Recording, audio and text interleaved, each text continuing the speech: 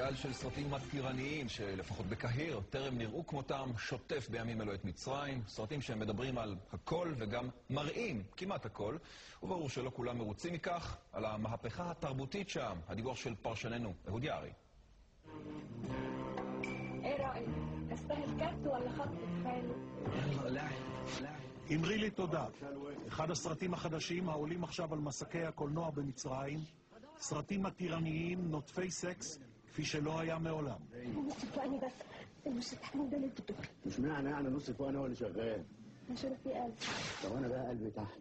حاسبي بقى عشان قلبي. כצפוי, הקצף ניגר משפתי החוגים המסורתיים. הכיצד זה? הכיצד זה גולש את מצרים במדרון תלול כל כך של הפקרות? أنا لا أوافق على المشاهد الساخنة ولا أوافق على المشاهد العارية ولا أوافق على امرأة غير محجبة ولا أوافق على أنه يظهر عري وإسفاف ومشاهد جنسية في الفيلم ولو لخدمة العمل الدرامي. אבל הביקורת לא עוצרת את התופעה. עלילת בצבעים טבעיים, סרט אחר, מתרחשת במדרשה לציור.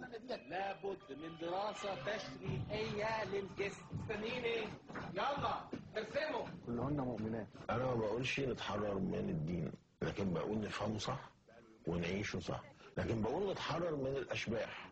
הסרט רגשות עוסק בחיבוטי הנישואין, בבגידות, בקשיי הזוגיות. الست مهما كانت وزيرة أو مديرة لازم في السرير مع جوزها تكون ست بجد. החירויות שלוקחים לעצמם אנשי הקולנוע מעוררות תגובות מעורבות ברחובות קהיר. أنا شايفه بيتكلم على مشاكل الشباب بطريقة حلوة يعني.